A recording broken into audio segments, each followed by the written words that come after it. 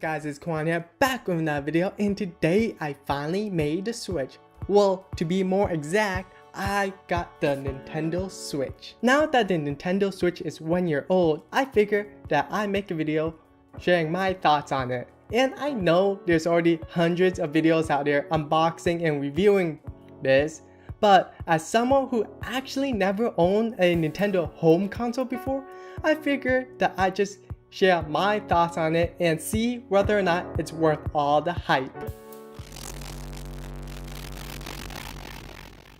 To be fair, I owned like Nintendo's handheld console before, like a Game Boy Advance and SP, but never a legit Nintendo home console like a GameCube or N64. So let's not dilly-dally and let's go straight to my impression of the Nintendo Switch. First off, I have to say I'm really impressed with how Nintendo is marketing its latest console. With its bright red accent and white layout, the design of the box has this very clean and minimal look to it. And if you check out all their advertisement, they really nailed the whole, hey, this might be a game console, but it's not just for kids kind of vibe. I especially love the new Switch logo. It shows off the new Joy-Con controllers and its unique sliding functionality. Plus, every time you hear that click, it somehow feels oddly satisfying.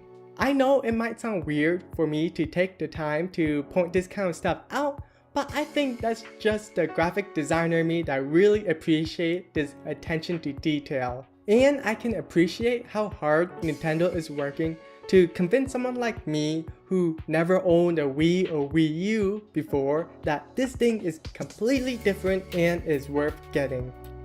Okay, let's start out with the main body of the Switch.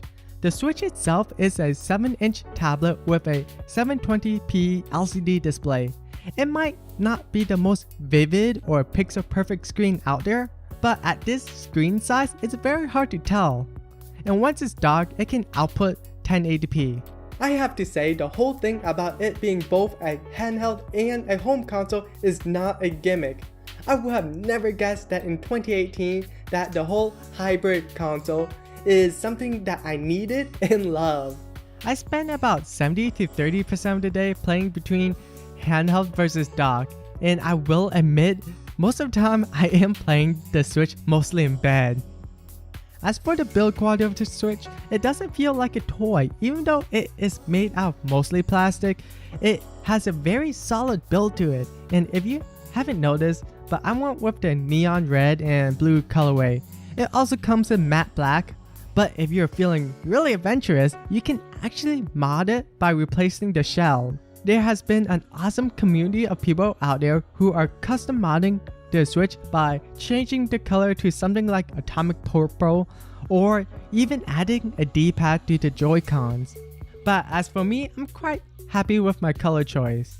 If there's one thing that I don't like about Switch, it has to be the kickstand.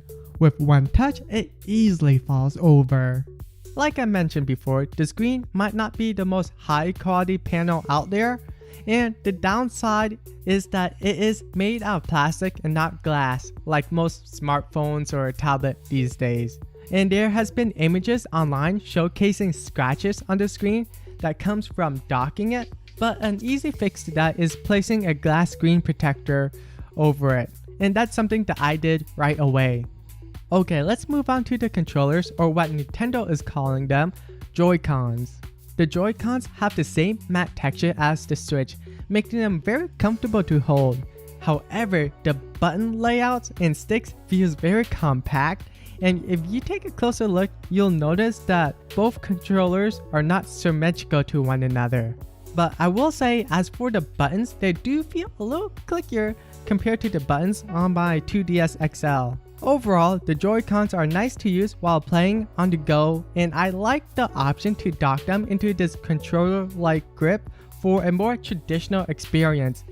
It might feel like a gimmick at first, but after a while, you get used to it. Of course, this is pretty subjective. It might vary from person to person, but I already noticed that during the heat of battle, I'm not as accurate as I would like to be. I noticed that I end up button mashing a lot of my inputs, and that's mostly because the buttons are really small and close together. So I am looking for either a third-party controller or even the Pro controller if it goes on sale.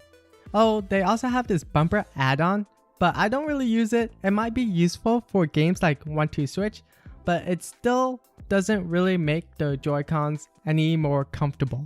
Okay, so enough about the console, let's talk about the games. Now, I'm a pretty casual gamer, so this isn't gonna be like a full review videos on the games that are on the Switch, like Breath of the Wild and Golf Story. But those are the games that I've been mostly playing right now, and I'm really enjoying my time with it. And if Nintendo can deliver this kind of quality to the Nintendo Switch, I can find myself highly recommending that the Nintendo Switch is really well worth it. I don't know, do you guys want to see a casual game review from me? I'm not really like a completionist, but as long as I'm having fun, I don't mind sharing my thoughts with you guys, and it can be a pretty casual game review type thing. So let me know in the comments if you guys are interested in that.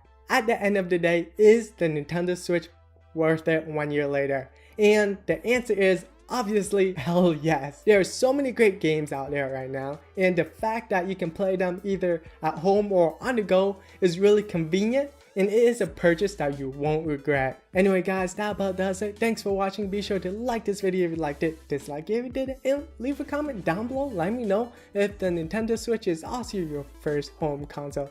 That'd be really interesting to know. As always, you can find me on all the social media. I'm @FunForChu, and I'll catch you guys in the next one. Bye!